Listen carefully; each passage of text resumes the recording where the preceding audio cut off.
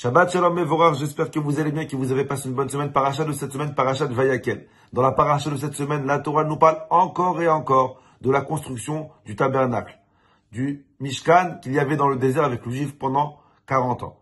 Il faut savoir que pour la création du monde, dans le livre de Bereshit, la Torah, elle emploie seulement 34 psukim, 34 phrases pour nous décrire la création du monde.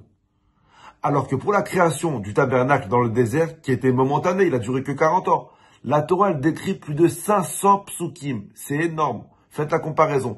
34 pour nous décrire la création du monde et 500 psukim pour nous décrire la construction du Mishkan, alors que c'était que momentané.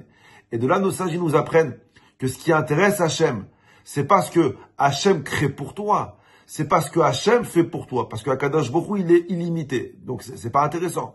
Ce qui intéresse Hachem, c'est toi qui es limité, qu'est-ce que tu fais pour lui? Toi qui es limité, qu'est-ce que tu crées pour lui? Donc c'est pour ça qu'il y a beaucoup plus de psukim qui nous décrit la construction du tabernacle que de psukim qui nous décrit la création du monde.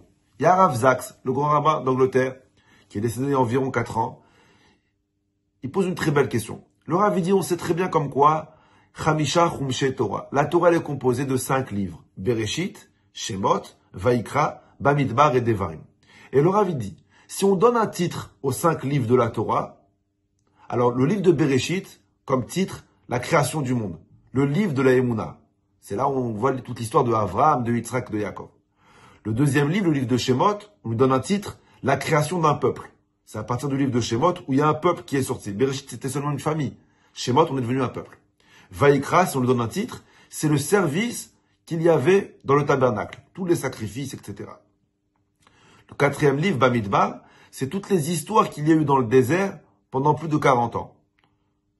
5e livre, Dvarim, c'est un résumé de tout ce qui s'est passé depuis la création du monde.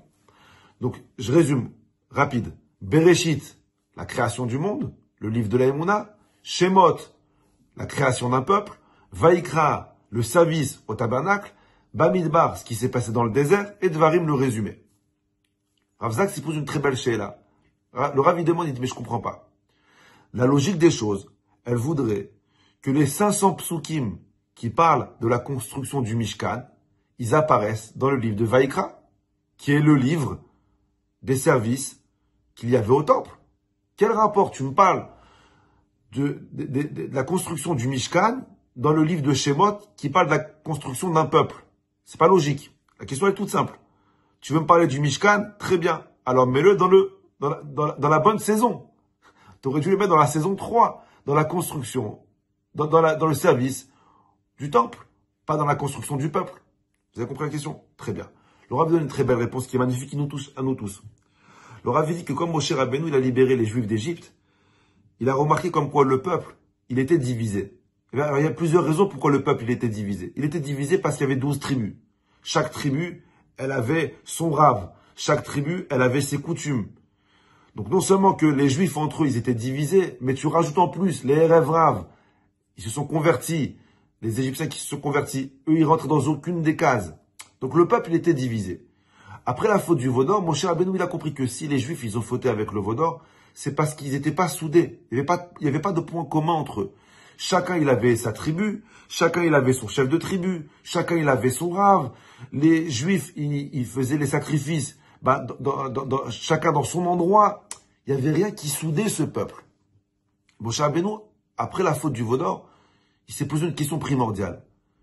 Il s'est dit, comment faire pour faire souder ce peuple? Comment les rendre soudés? Ils ont traversé la mer ensemble, ils n'ont pas été soudés. Ils ont reçu la Torah ensemble, j'ai pas réussi à les souder. Et le problème de toute la Avérote, c'est parce qu'ils sont pas soudés. Comment souder ce peuple? Comment créer ce peuple et de faire en sorte qu'il soit un seul? Et Akadosh Baruch Hu donne la solution à Moshe Rabbeinu.